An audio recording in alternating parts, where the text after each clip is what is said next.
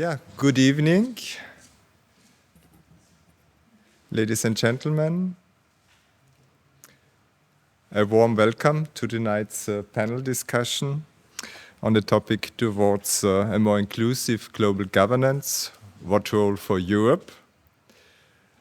Thanks a lot that you made it through the rain. And a warm welcome especially also to our distinguished panelists and of course to all of you. My name is Gerhard MARCHL. I'm responsible for European affairs at the Karl-Renner-Institut. The Karl-Renner-Institut is the political academy of the Austrian Social Democrats. This public debate is the closure and also the highlight of this year's Vienna Peace and Security talks. Today, during daytime, around 30 experts and former politicians gathered to discuss renewing foundations of European security. And we had a high level of debate during this closed-door workshop today. The Vienna Peace and Security talks have evolved into an important forum for exchanging ideas and discussing current trends and critical issues related to European security architecture. We focus on conflict and conflict resolution in the neighborhood of the European Union, but also on the geopolitical standing of the European Union, but also on the OSCE area. Last year, and of course today, in the Vienna Peace and Security talks, we concentrated on the Russian war of aggression against Ukraine and its implication for European security. In the closed-door workshop today, we discussed the political and military aspects of the war in Ukraine. We had an update on the situation on the battlefield. We discussed the state and the mood of the society in Ukraine. We focused on questions related to potential international peacekeeping efforts in Ukraine with regard to the Minsk agreements that failed, as we all know. And we discussed scenarios and the huge amount of money that is necessary for the reconstruction of Ukraine. We also heard the perspective of Brazil on the situation in Europe and on the conflict in Ukraine. And we also debated the consequences of this bloody war in Ukraine on international relations and multilateral organizations such as the UN. And all this, of course, under the impression of the also bloody events in Israel and the Gaza Strip. As I mentioned, the panel discussion tonight is the highlight and to some extent the synthesis of the Vienna Peace and Security talks. Here we will focus on the consequences of the war in Ukraine, on the world order. Not only the conflict in Ukraine will be in the focus, also other crises. Are we shifting away from a unipolar world to a multipolar world? How will the future global governance look like? Will it be a more inclusive one that integrates, involves other global players outside of Europe? How can we ensure that the future world order will be in the position to solve conflicts, regional and interstate conflicts? What will be the role of the states like BRICS and others? And of course, what will be the role of Europe in the future world order? There are so many questions that we will tackle or that could be tackled in the next, let's say 90 minutes. I'm really looking forward to the debate. Before giving the floor to our moderator and to the panelists, I would like to thank very much the cooperation partners, the Vienna Peace and Security Talks, a joint endeavor of 3 institutions, the FES, Friedrich-Ebert-Stiftung, Regional Office for International Cooperation here in Vienna, the International Institute for Peace, and the Karl-Renner-Institut. Many thanks to the cooperation partners for the good cooperation we always have. Yeah, and maybe another important hint is that we record this panel discussion, and in a few days' time you can watch it on our social media channels. Now I would like to hand over to the moderator of tonight's discussion, to CHRISTOS KATSIOULIS, who is the head of the FES Regional Office for International Cooperation. And let me wish you all a fruitful debate. Christos, the floor is yours. Thank you very much.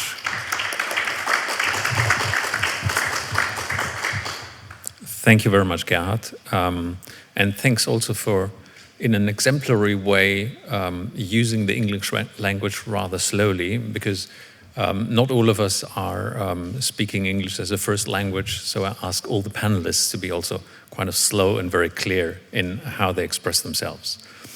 Let me pick up from where you left, Gerhard, the questions we want to focus this debate on.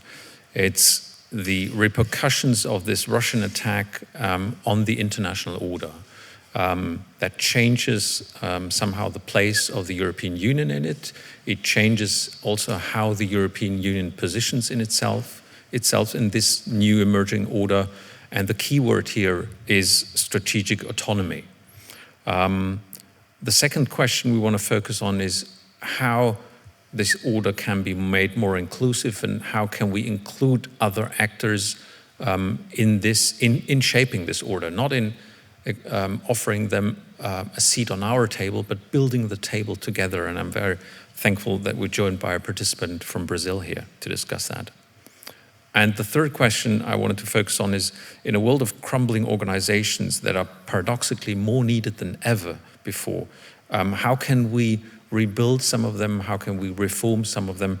And going forward with a global governance system that is able to build and preserve peace and also help building a better future. I'm glad that I don't have to answer all these questions myself. I'm only asking questions. I'm joined by a brilliant panel to do that. And I start on my far left. I'm joined by LÁSZLÓ ANDOR, who is the Secretary General of the Foundation for European Progressive Studies in Brussels, and he was a member of the European Commission before. And to my close left is MARCHL, Professor Emeritus, or my daughter would say Professor Emerita, of Global Governance and Director of the Conflict Research Program at the London School of Economics and Political Science. And whoever has ever dealt with conflict and peace knows her name. On my far right is Juliano da Silva Cortinhas, Professor of International Relations at the University of Brasilia, and also working with the Brazilian government, if I may say so. And close on my right is Stephanie FENKART, Director of the International Institute for Peace in Vienna, who I don't think needs introduction in this venue here. So let's start with a look from outside of Europe, Juliano. We have been focusing on this war in Ukraine very much in all of our debates. It has been the center of attention of policymakers all around Europe.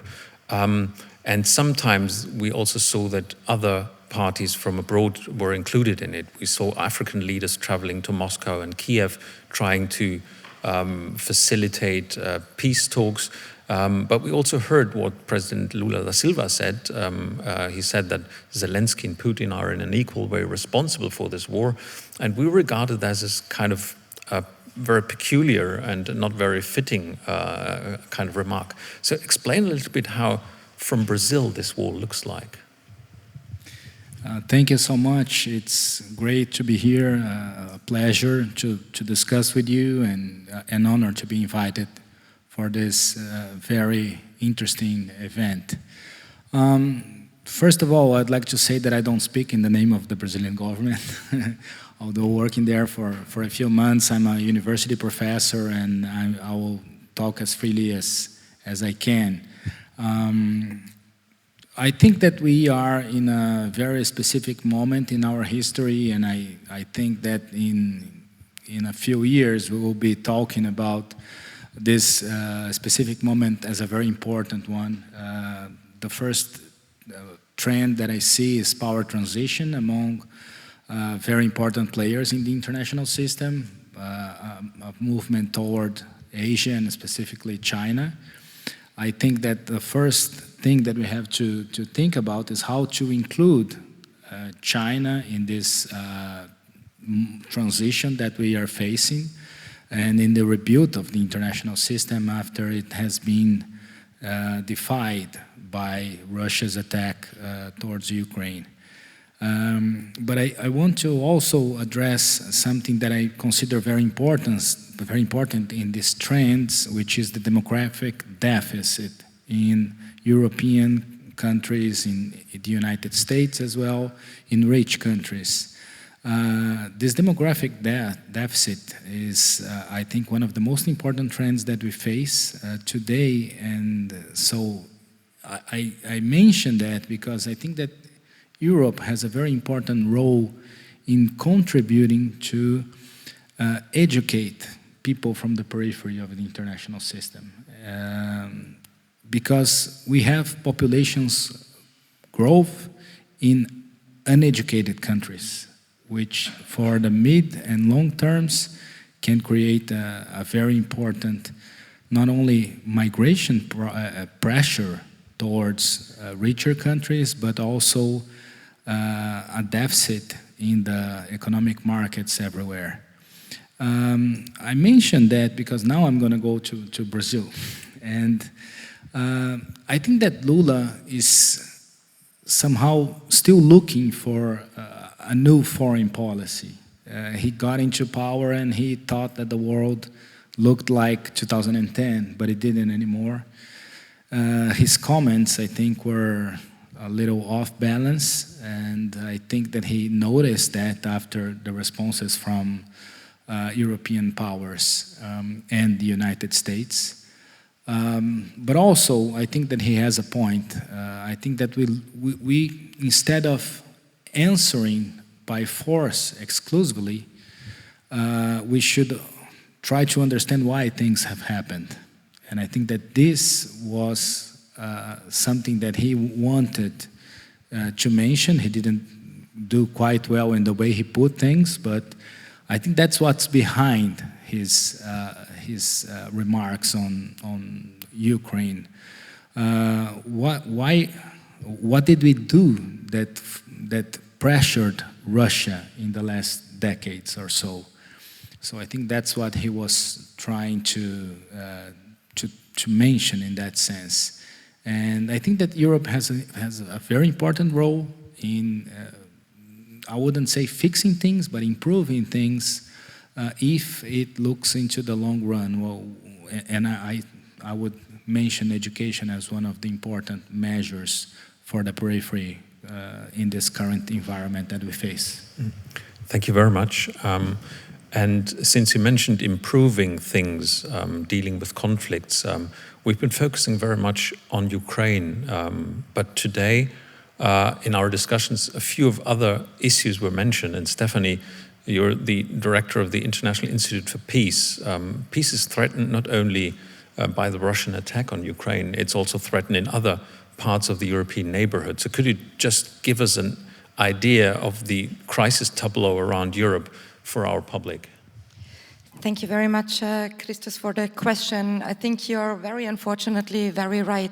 I mean, we all have been in a state of shock with the large-scale attack of Russia against Ukraine.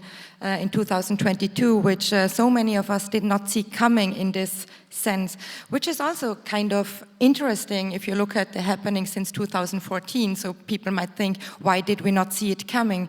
And I think this is also part of the problem, that we very often fail also to understand what is going on in our periphery, in our neighborhood, and also really to have a deep analysis of what is going on in Russia, for example. I think many of us fail to do so.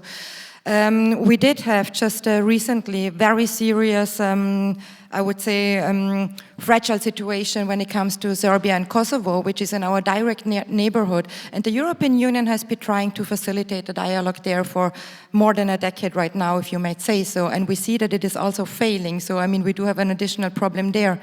Then we can go back to the South Caucasus. Just a couple of weeks ago, Azerbaijan more or less attacked again, or let's say like held a military operation, as they call it, to once and for all, like, let's say, solve the issue with Nagorno-Karabakh. And there again, the European Union knew about it, but we were not really able, I don't know, to do something about it. And I think it is very important for us to understand. And then we do have other different crises, which are not so much only war-related, but we do have the rise of nationalism within the European Union countries. We do see what is going on in Poland when it comes to the judiciary. We see in Hungary when it comes to press freedom. We do see that people are not really believing any longer in science. We do have protests when we had the COVID crisis, the health crisis, that people would go onto the streets and calling against scientific research, be it in the climate crisis. So very, very different crises we are facing. Maybe to add one more, in all this context, we see the deterioration, the absolute deterioration of arms control. So I would say the situation is in a very, very, the European Union is in a very fragile situation.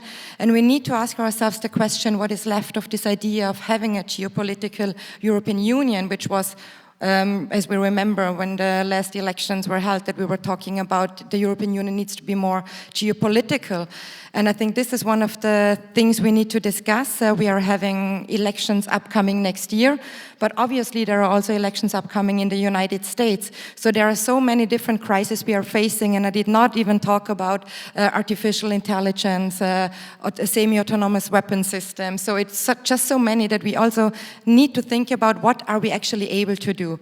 And that is, I think, important for the European Union, and I can not give like the whole answer, but I think we need to look to those regions where we do have some leverage, and I would say those are the ones right close to our neighborhood. We need to regain credibility when it comes to the enlargement process, which I think we lost tremendously in the last years.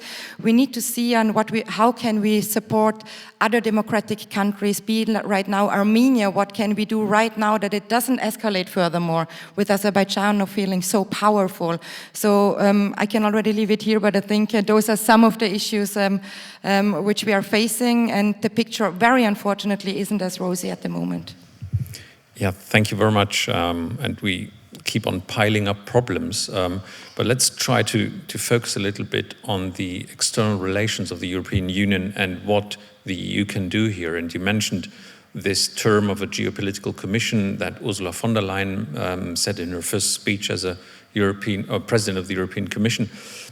For me, it's kind of fuzzy what that means. I'll stay with the term of strategic autonomy, although it's not very much clearer. László, you were a member of the European Commission, you work in Brussels. What about the strategic autonomy of the European Union? Was it boosted through the Russian attack on Ukraine? Have things become better? And since Stephanie mentioned our capacity to analyze and understand, I think we do have a high capacity to understand and analyze, but the problem is acting.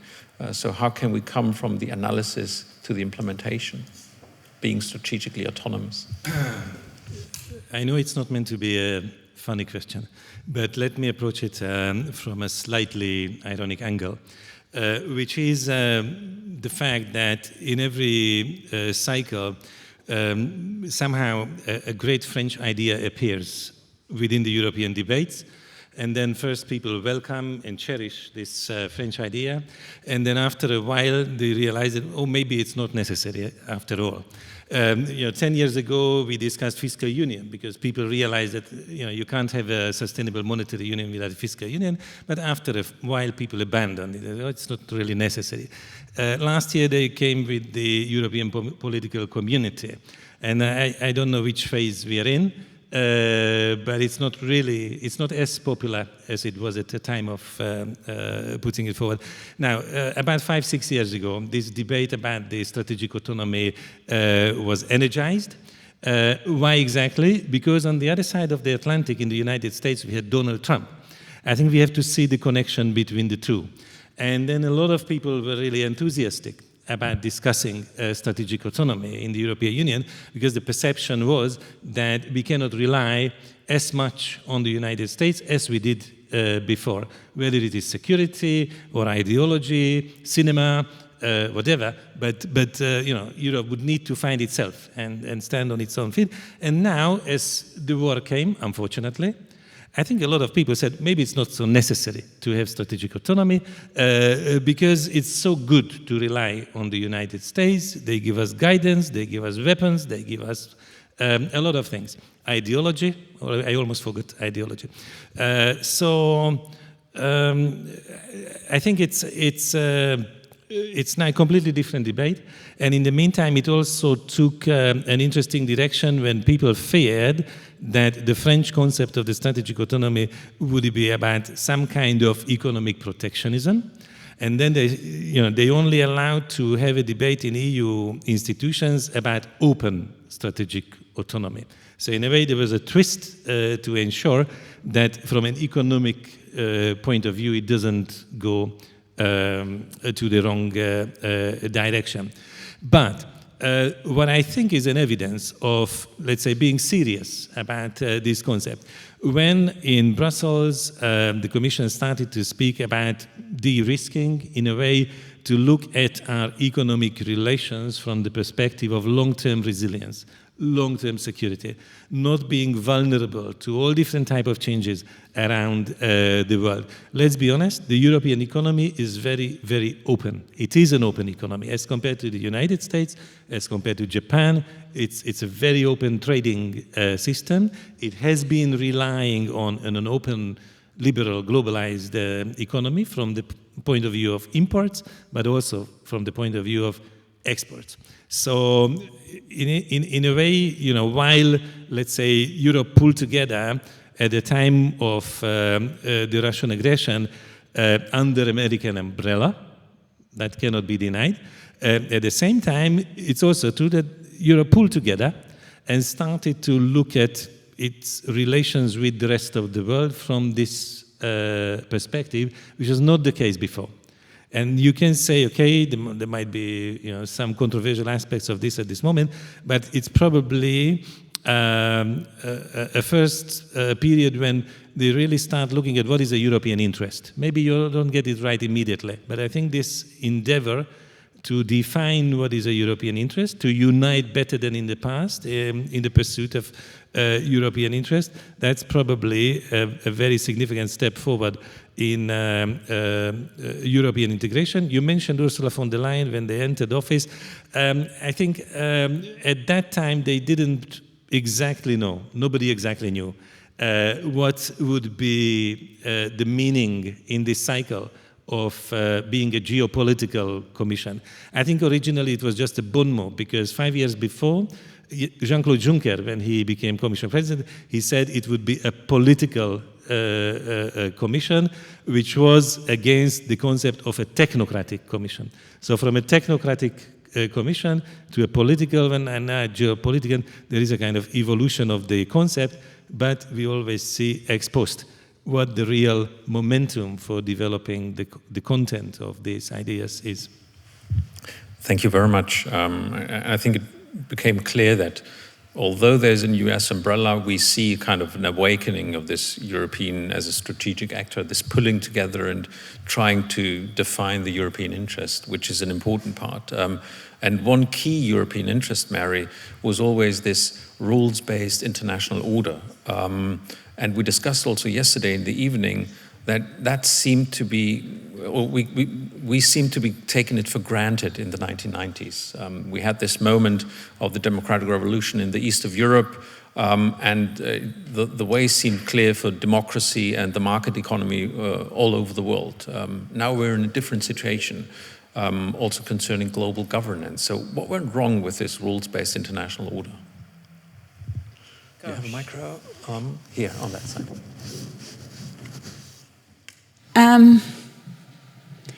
Let me say, first of all, something that I said this morning, which is I really do think that we are living through an existential crisis.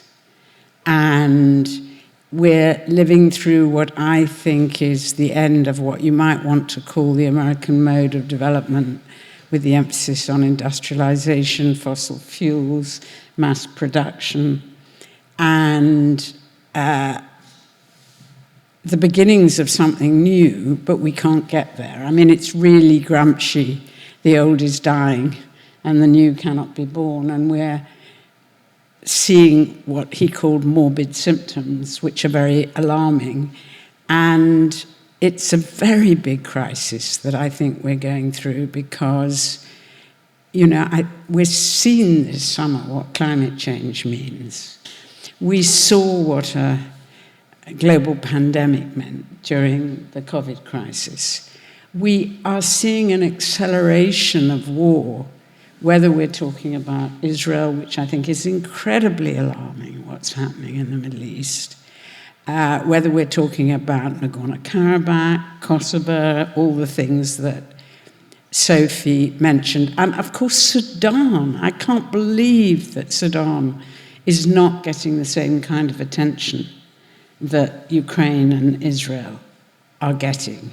So so the first thing to say is that we're in an existential crisis. The second thing to say is that I've always thought that the way to understand the European Union isn't a power in a traditional sense. And somehow maybe the talk of geopolitics was an attempt to turn the European Union into that. But when you talk about multipolarity, people don't include the European Union in the calculation. They talk about China, India, Russia, America. So what is the European Union? And I think the truth is it's not classic, which is a good thing. I think it's a kind, I mean, the way I would describe it is as a model of global governance. It's not an international institution, although it has lots of features of that, but nor is it a supranational institution. It's something in between, and the way it was constructed was on the basis of human rights-based international law. That's what the inside of the European Union is. And I think when we talk about the future, the choices we face are not, I don't know, China versus America. The way it's always presented is, you know, it's the classic geopolitical thing. They talk about the Thucydides trap when, you know, America falls and China rises and you have a war. And in the past, when we had these crises about development, we had a major war. Now we know that if we have another war, it will mean human extinction.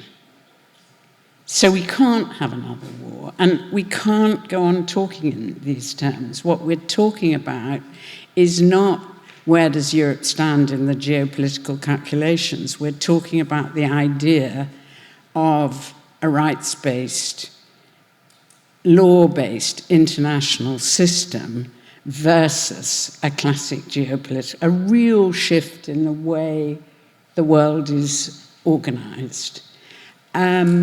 So I think that's the way we need to think about it. I could go on, but I won't. Yeah, and you can further on. But let me turn to Giuliano, because when Mary said the old Gramsci saying the old is dying, the new is not yet born, sometimes I have the impression that people see Europe as part of the old, And the so-called global south, and I know that the etiquette is not fitting to the variety of countries that are meant with that, is part of the new. So what would be, from your point of view, elements of this kind of law-based international order that would also be providing a level playing field for countries like Brazil, China, South Africa, and others in this kind of global order? Very interesting. What I meant before, and I think I didn't say it so clearly, is that the war in Ukraine itself, I don't see it as a cause of our security problems. I see it more as a consequence of the most important crisis that we face in the international arena. That's why I didn't address this question so directly. And I think that Europe may be an old feature, but the European Union is not.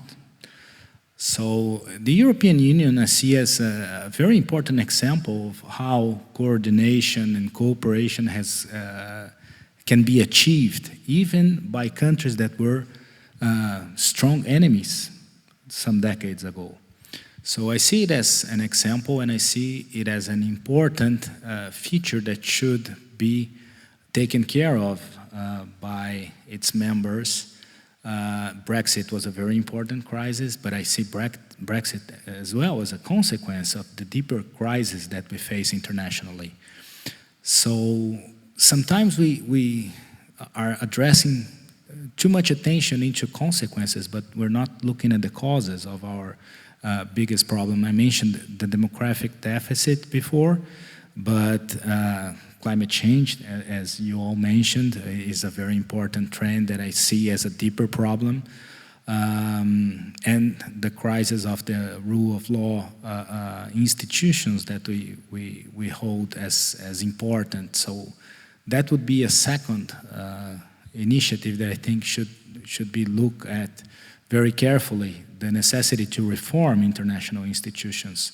And I think that Europe can also play a very important role there, especially when the United States faces a very important domestic crisis that I don't know if they're going to have the tools to solve, at least in the short run.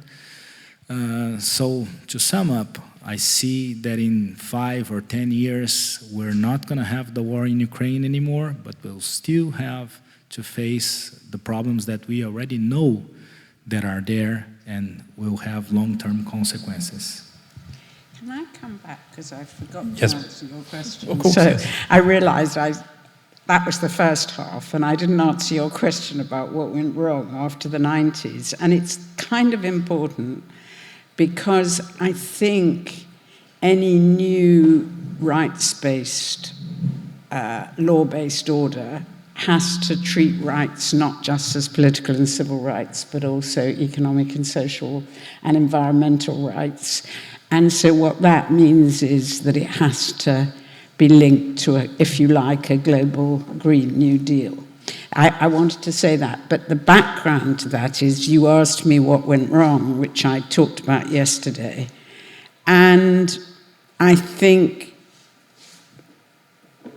a very key thing that went wrong, and it wasn't the only thing, I'm not going to go into everything I said yesterday, was the fact that at the very moment when human rights and civil society became on everybody's lips, so also did neoliberalism and market fundamentalism. And I think that has been a huge problem. People often say that the war in Ukraine is the consequence of NATO expansion. I was actually against NATO expansion, but I think it's a pretext for Russia. And I think making that argument sort of feeds the whole geopolitical analysis. It feeds Putin's own pretext. But I think if you want to ask yourselves, why was the West? What went wrong?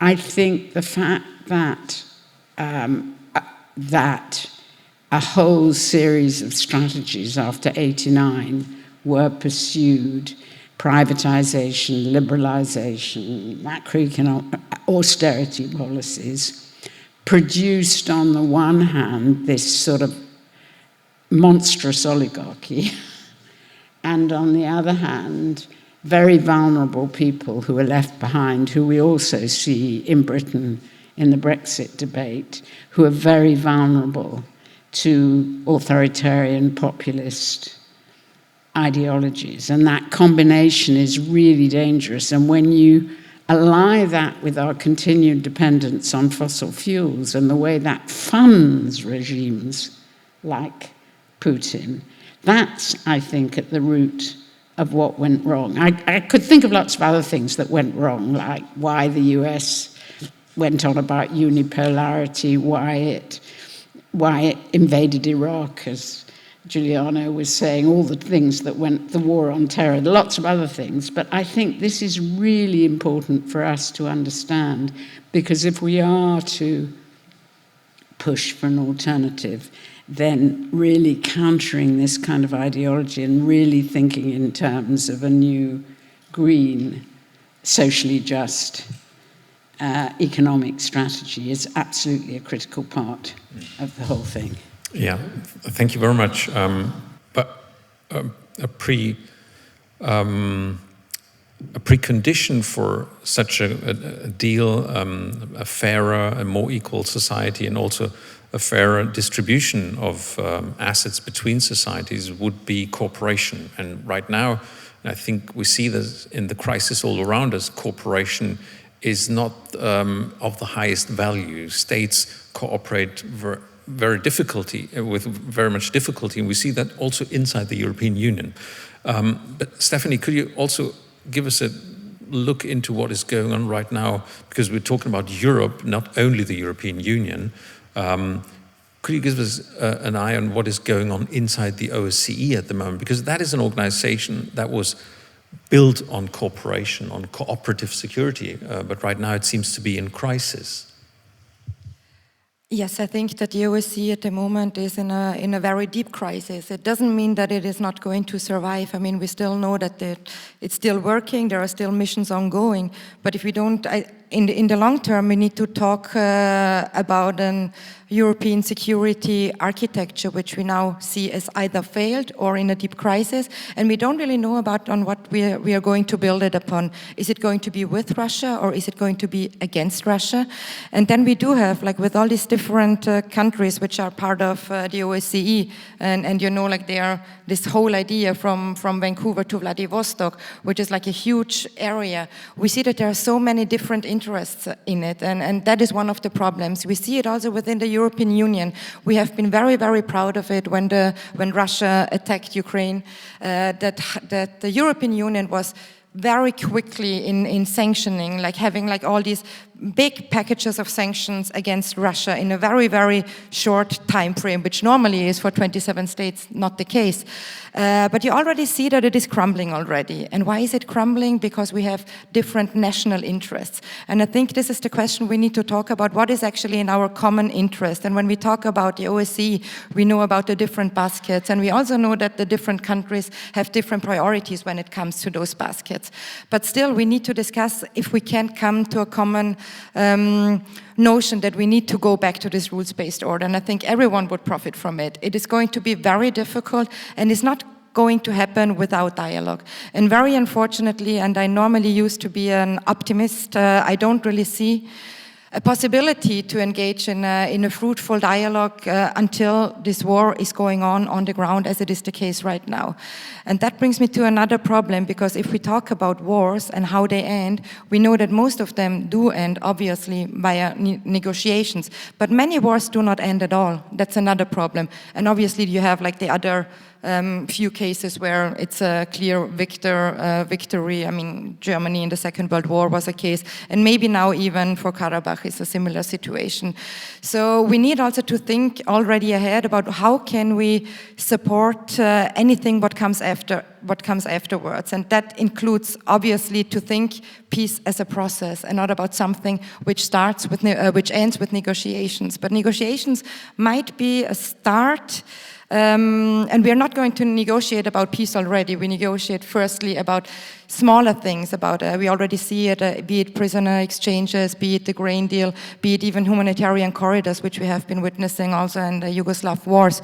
And from there on, we might step to step go further until at one point we come maybe to peace negotiations, and then the work still needs to start, and there the OSCE should come in.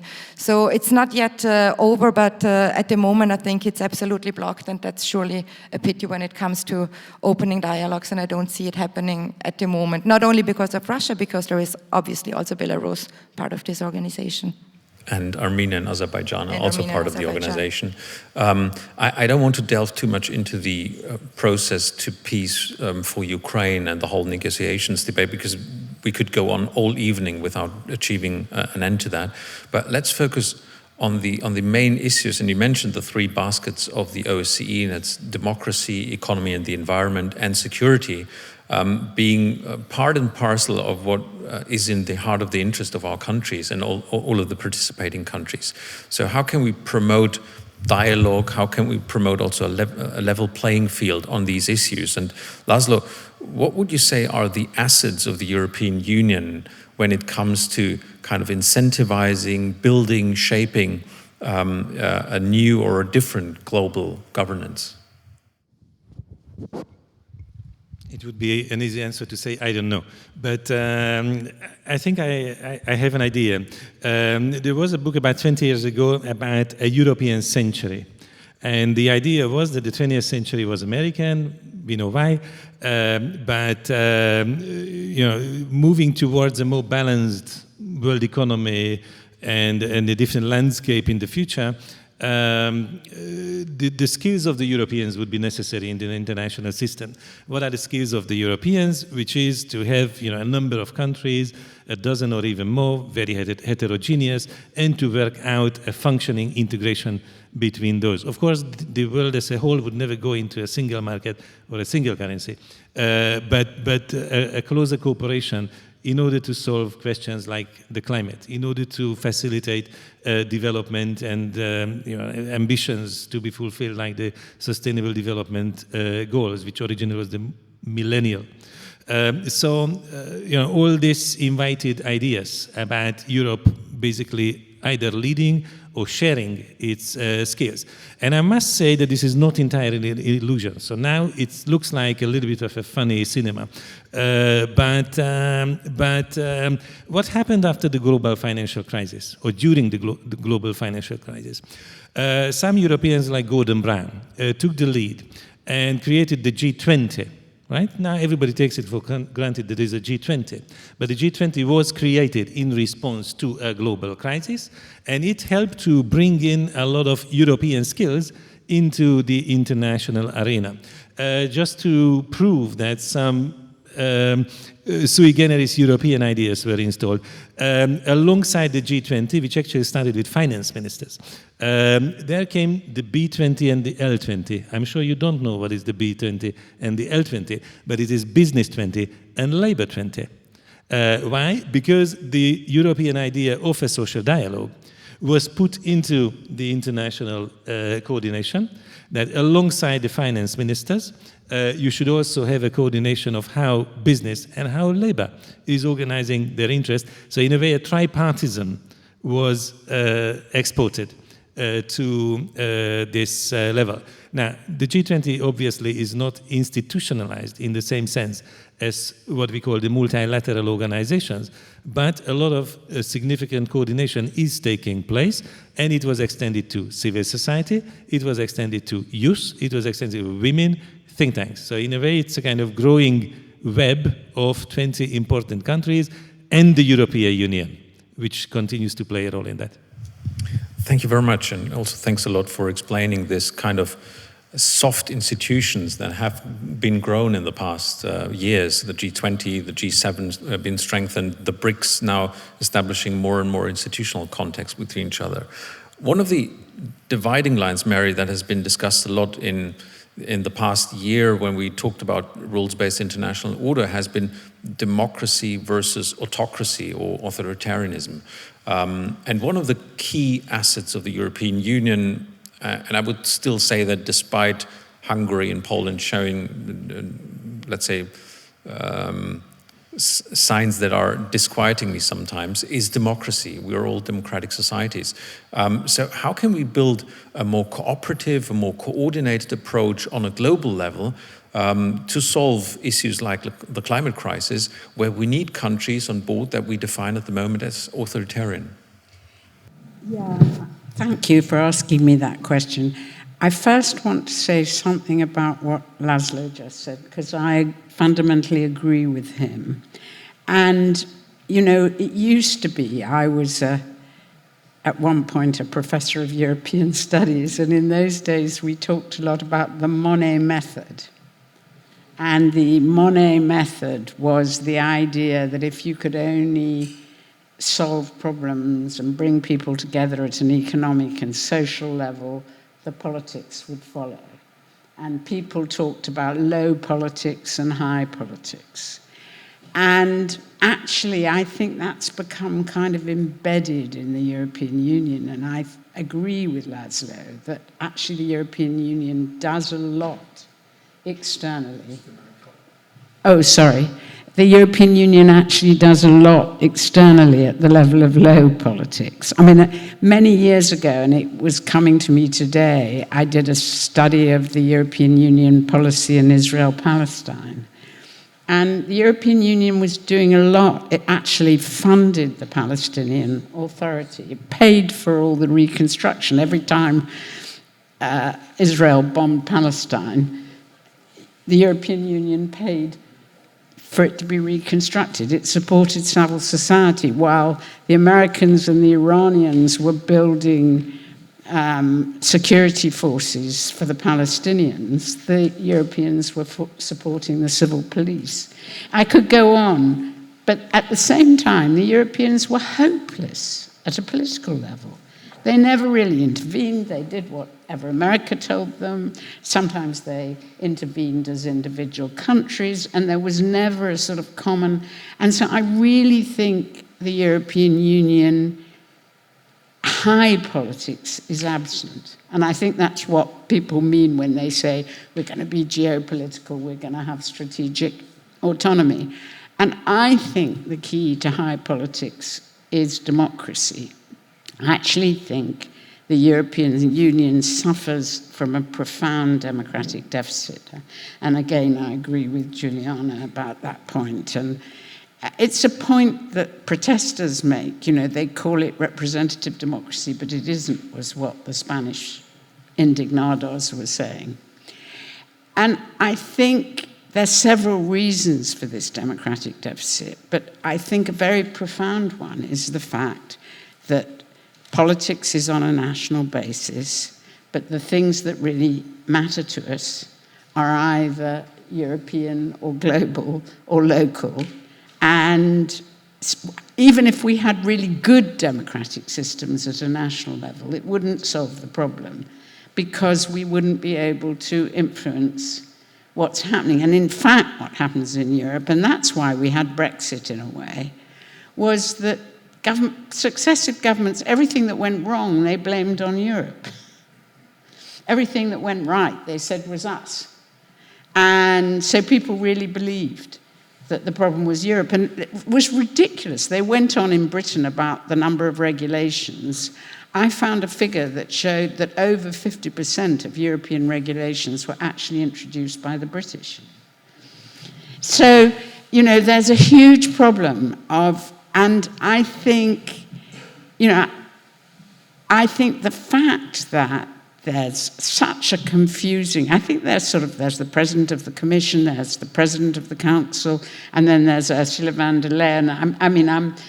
There are too many presidents, and none of them are elected, and it's a really big problem. And we need the European Parliament to have a much bigger say, and we also need, I think we should have directly elected presidents, but also something that's coming up a lot is citizens' participation. In the Future of Europe conference, there was a lot of discussion about citizens' assembly and that we need to have participation alongside representation. And the final point, sorry, I'm going on at length, that I'd like to make is that in my program at LSE, I just decided that we should do some studies of why people voted for Brexit at local levels, because nobody was doing it.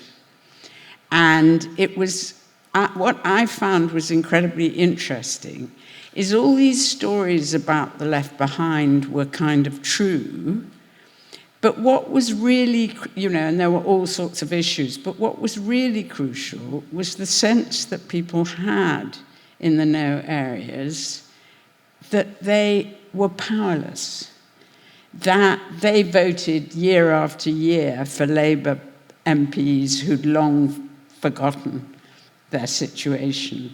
And they felt, they couldn't change, they couldn't affect their local societies. And all of them came up with, oh, wouldn't it be great if we had, they loved our discussions with them. Wouldn't it be great if we had a political forum? And wouldn't it be great if we had devolution and we had a northeast? All of these sorts of issues. And I was very struck that you look at what happened in Scotland in exactly the same areas, in economic terms. I think they voted differently in Scotland because they felt they had a voice, whether it was through the Scottish Parliament or whether it was through the competition, the political competition. And so I think this issue of how to empower people and how to re-engage democracy is absolutely crucial if we're going to... Sorry, I went on. No worries. I'll ask again, but if you want, because we're going into the last half hour of the debate, if you want to ask a question, you can prepare it now. Just a question. I want questions, no comments, no parallel inputs or something like that. Otherwise, I'll cut you short. I'll ask Mary again, and then I want to have Juliano's view in that, because you undermined my point about democracy in Europe and didn't answer the question about how to organize global governance between democracies on the one hand and authoritarian regimes on the other hand in dealing with the existential crisis you described. So how can we do that to work with China and possibly also at some point in time with Russia when it comes to the climate crisis, because we cannot do without them? I think we go back to the Helsinki principles. The first principle was the territorial status quo. We don't want changes of borders. We are against the use of force as an instrument for changing relations. The second basket, well, I've got it in the wrong order deliberately, was human rights. And I think we can't ignore the absence of human rights. We can't ignore what's going on in Hong Kong. We can't ignore the Uyghurs, and we have to take that seriously. And we have to try to find ways to link with civil society, and there are all sorts of things that we can do. And the third is economic and social cooperation. At the same time, we have to cooperate on things like global pandemics and climate change, because we have no choice. And I just think we could we can think about Helsinki on a global scale. Thank you very much, and also for reminding us that Helsinki is an upcoming anniversary in 2 years' time. But Juliano, from my point of view, the current president, you lived through Bolsonaro and now Lula. Survived. So, yeah, you survived. So you had this kind of authoritarian moment. And Brazil is still keeping, especially through the BRICS, relations with Russia, with China, with India, and at the same time close relations with Europe and the United States. So how would you bridge this gap between authoritarian regimes on the one hand and democratic regimes on the other hand when it comes to solving or to the necessity of cooperating in solving these existential crises? First, I think we ought to look on what is causing so many democratic crises in the world. And I think there is, Mary KALDOR touched the point that I think it's very important. People don't feel represented anymore. And this creates a lot of room for populism internationally. And in Brazil, for example, the main issue is hunger and poverty, inequality. These are the main issues. So economic issues matter. And I think it's the same in the periphery of the international system. People care less about if they vote or not for the president, but they want someone there that will take care of them. Bolsonaro said he would do that. So he said, I'm not a politician, very similar to Trump. I'm not a politician, although he was a congressman for 28 years. So it's impressive that he could convince people about that, right? His whole family is made out of politicians, people who lived out of politics for their entire life. But people were trying to experience something different. And I think this is what's happening in Latin America as a whole. I sometimes hear people talking about, a left wing of a left wave or a right wing, far right wave. No, that's not the case. They're voting for the opposition. They're always trying to look for something different.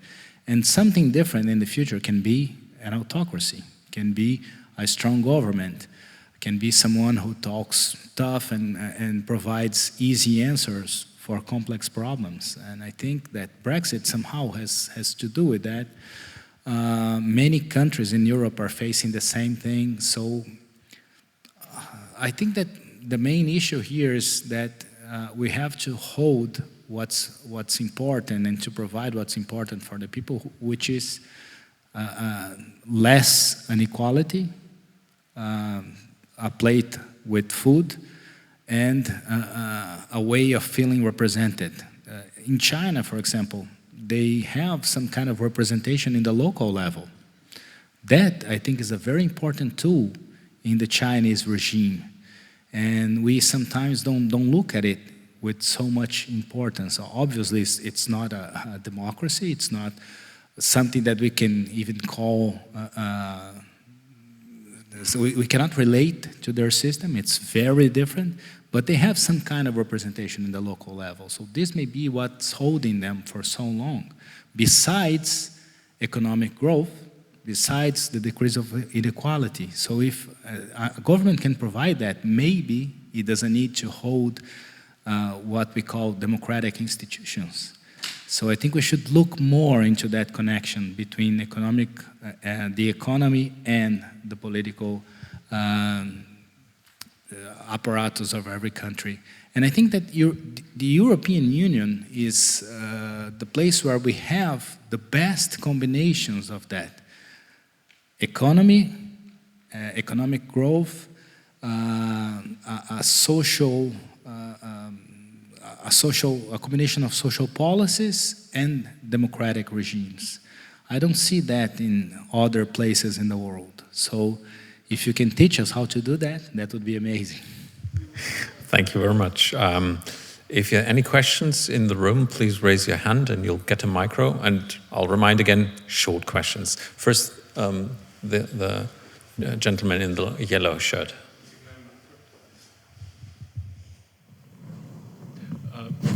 I would have a very simple question. We are talking about a law-based world or world order, but we would like that, but who makes the laws?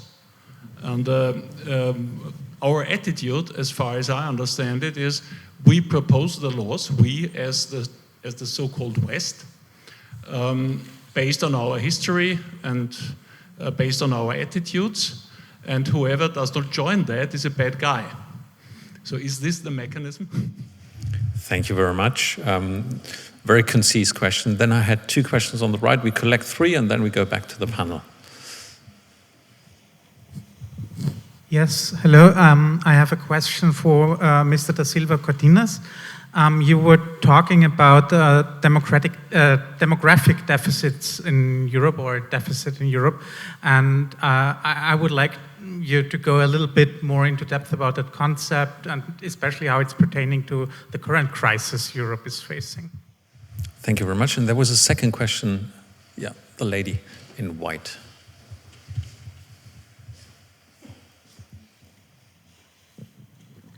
Thank you.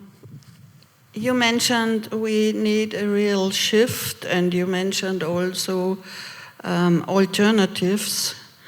My opinion is that you cannot have it with neoliberalism and capitalism.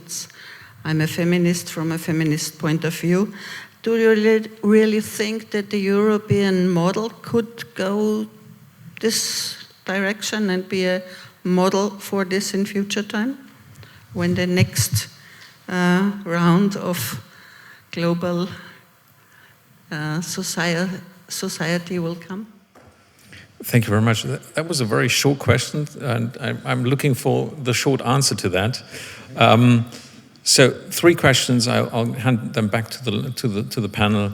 The law-based world, who makes the laws, and do we behave like George W. Bush, either you for us or you're against us? Then the specific question to Juliano about the demographics, and you'll start with that. And then the very small questions on alternative to capitalism. Juliano. Yeah, well, the demographic deficit is that there are more people dying than being born. And, well, you see, you don't see in every country a population decrease because of migration, but you see that there is a growing tension with pensions and retirement plans. Less people are in the work market, so you need to find a balance for that in the long run. The only place where you don't see that happening is in Africa. In the African continent, there are much more people being born than dying. So, and this part of the world, as you know, is also the poorer and less educated part of the world. There are also countries in Latin America where you don't see that yet. In Brazil, you already do. Unfortunately, we had a demographic boom in Brazil, but we lost it since we didn't develop while we had that. So it was a lost opportunity, and it's much harder for you to develop your country if you have a demographic deficit condition. So that I think is worrisome for the near future. I think I'll stop that and I'll let you go into the other difficult questions. Thank you very much. And I think the migration question we can deepen afterwards as well. Stephanie. Yeah, maybe very briefly on your excellent question. I think the problem isn't really that who is making the laws, because we do have the United Nations and everyone is actually there. And I mean, after it was founded in '48, the countries actually agreed on what is in there. The problem is in how it is implemented and how credible we still are.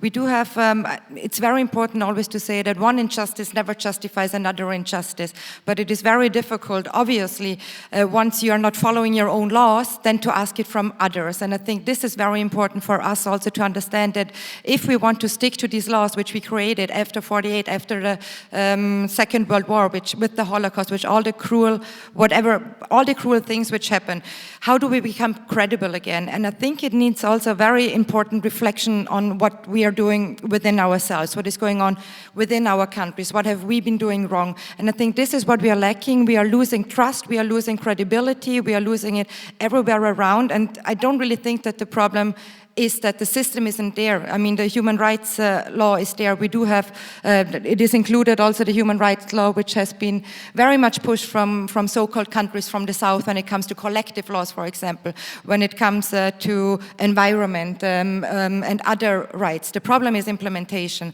and I think this is key, and how we go there, very good question. Unfortunately, I do not have an answer. With the United Nations as it is right now, with the Security Council, which seems to be not reformable at these days, it's going to be super difficult, but in the end it's about implementation, and it's also about being honest and also being critical towards ourselves, and then we can also ask it from the others. You know, when we talk about the very illegal war against Ukraine, and that's a fact. I mean, there is it's simply a fact, but it was also illegal what happened in Iraq. We also need to discuss it.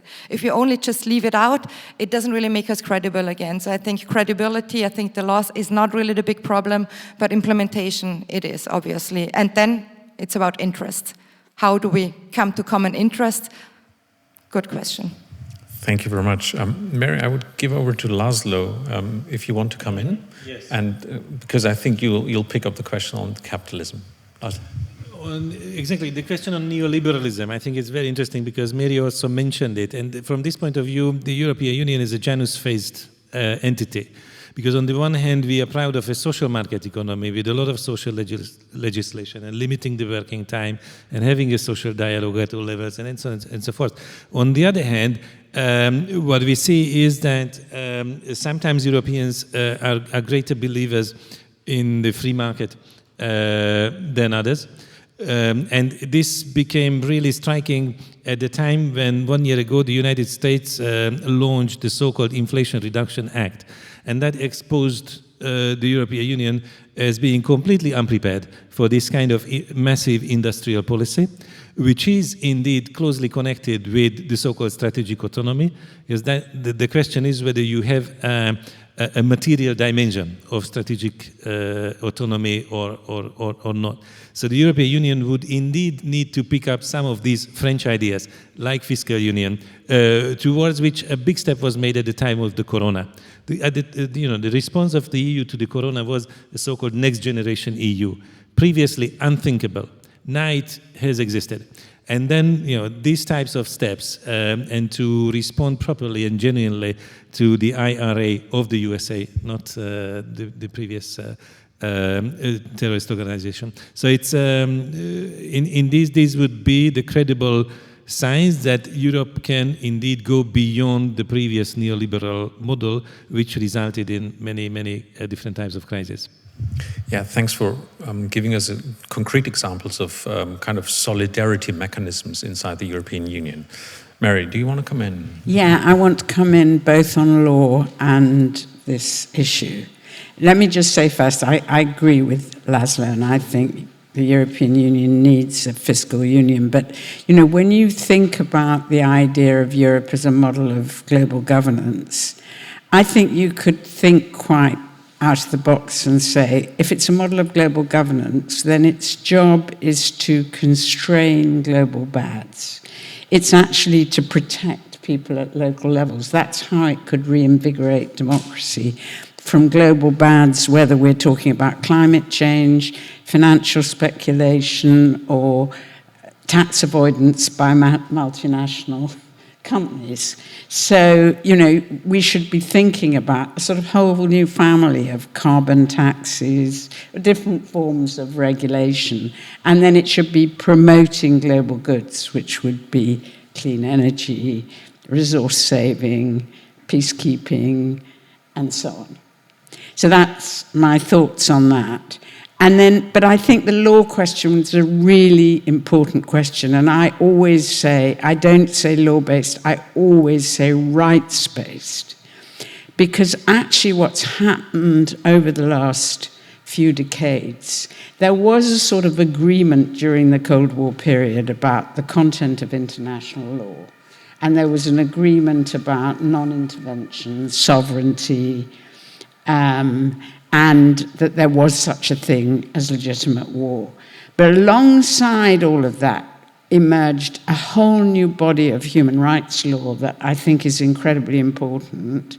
But at the same time, both Russia and the United States were stretching the meaning of international law.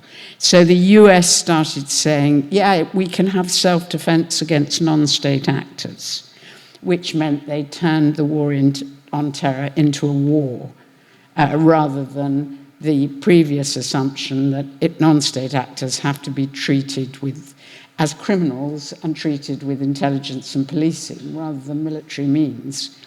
Then they said we can have preemptive self-defense. That was their justification for the invasion of Iraq. And then Russia started saying we can have self-defense of Russian citizens who are living in the Donbass, and we can make them into Russian citizens, and then we can go and defend them. So international law has been hugely eroded, but at the same time, we've had a really significant growth in human rights law, which is completely new. And by my book, war is absolutely illegal with human rights law because war constitutes a massive violation of human rights, but you've also had the growth of criminal law. And that's one of the most interesting aspects of the war in Ukraine, which we haven't talked about today at all. This is the most documented war there has ever been. There are so many cases going on. And the whole issue of the indictment of Putin for the abduction of children, the discussion about the crime of aggression, I think all of that can be hugely important for the future. Thank you very much. There were some more hands, so I'll take one other round of questions before closing it up. We'll start with the gentleman with the blue shirt here and then here. Thank you very much. My question is, you discussed about Europe as economic power, but it seems that, for example, the car industry in Germany and the slow growth of economy in Europe, and also in terms of artificial intelligence, the technological industrial revolution. I mean, in this research, it seems that Europe is a little bit lagging behind. And how can Europe maintain its economic power while other competitors, for example, United States, China, is making significant advances in this? That's my question. Thank you very much. Then the gentleman here. Yes, thank you. My name's Ron Willis. I'm president of the Club of Commercial Councillors here in Austria. Thank you very much for some interesting insights here. But to me, I think we're overlooking maybe one or more essential aspects that hasn't been mentioned. One is, if I can put it this way, our democratic system has an Achilles heel, and that is the voters. I think we've seen with the example of Brexit and the example of the Republican movement in America, voters can be, to put it politely, incredibly unaware. It's a problem I think we need to address. I think also we're amazed at the fickleness of a lot of voters, how easily they can be swayed by what to many of us would be obviously incorrect information. To me, unless we can solve this problem, we're destined to end up with poor politicians, poor leaders. We really need to address this problem. That's my comment. Thank you very much. I'd like your feedback. Sorry, it was a statement, but obviously I want your feedback on it. Thank you. I'm pretty sure you'll get feedback on that. And the last question is here in front, Hannes. Thank you. I want to take up what Mary Caldo said about the feeling of many people that they are powerless, which is not only concerning the European Union, but also on the national level, and put the questions particular to László. When we were both in European institutions, you and the Commissioner in European Parliament, we were on the side of the, let's say, technocrats, solving issues, bringing laws, you especially on the social issues. But now the appeal is more on the demagogues and ideologues on the right side. I don't know if democracy is really the issue on what you said. I personally have much sympathy for it. But I think the lack is more that the EU, especially the EU, is seen as technocrats who do their job, but are not taking up the interest of the people. And this also could have a very bad effect on the Ukraine issue. If people say, well, you care for the war, you spend a lot of money for armaments, and we are poor and still have no school or kindergarten or whatever it is. So particular to you, with your experience, what you say is lacking? How could Europe really be appealing again to ordinary citizens? With Brexit, it's over for the moment at least, but at least for the rest of Europe. Thank you very much.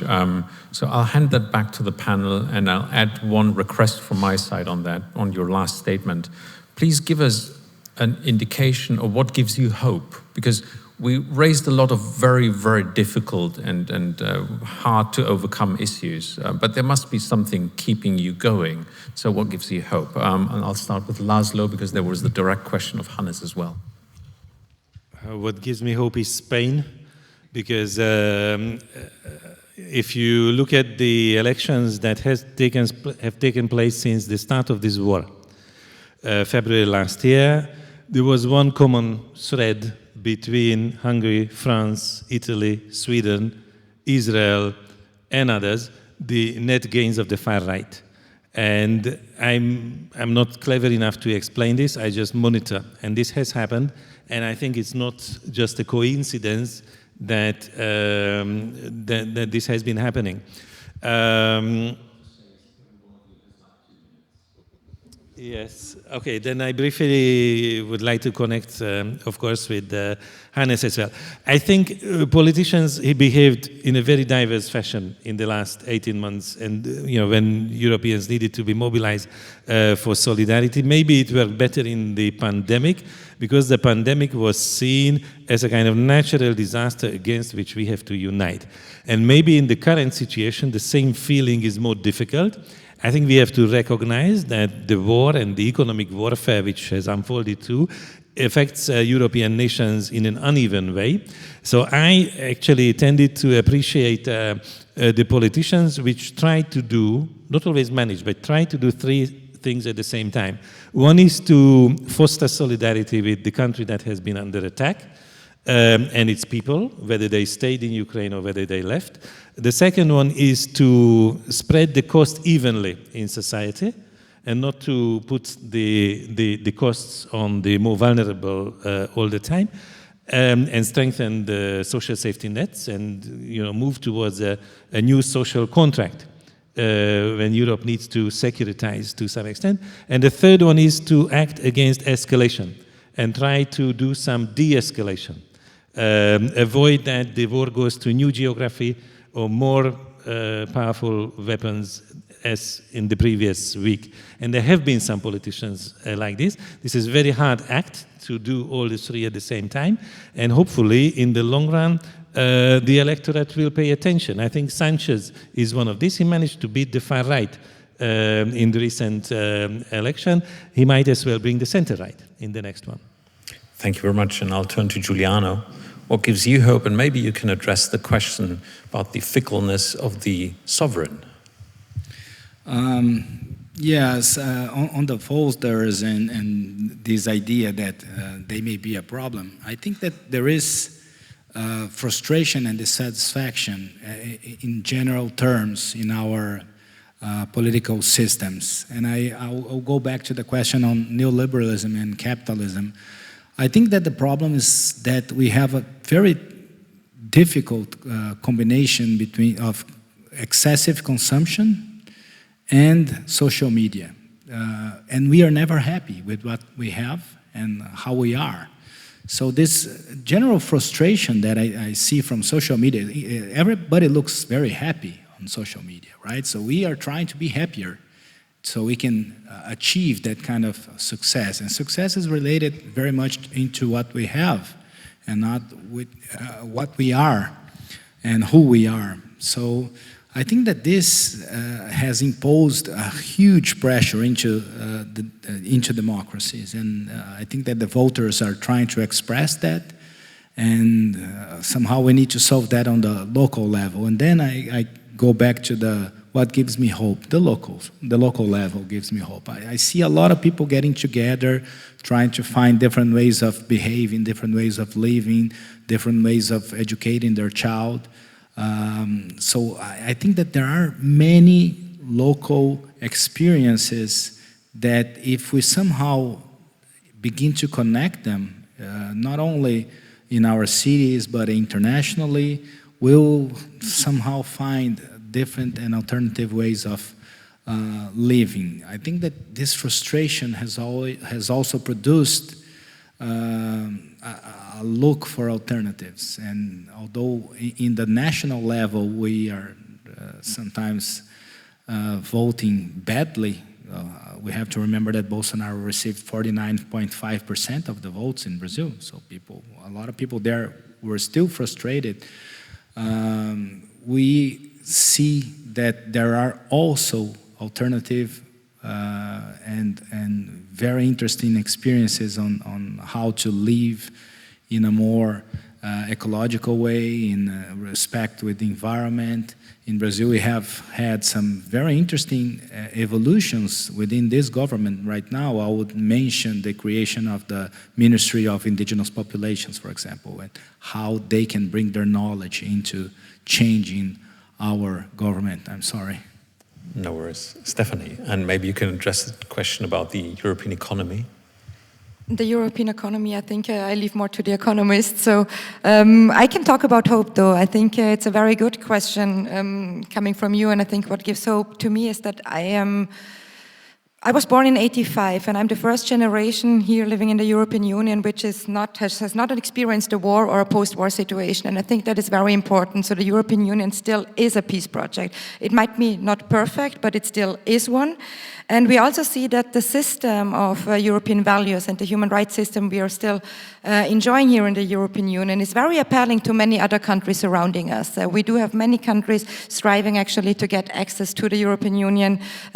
We do have the 6 Western Balkan countries knocking on our doors. We do see it now with Georgia, we will see what happens, but also with Ukraine and Moldova. And it is because we do have our freedoms here, and we do obviously also have other economic possibilities.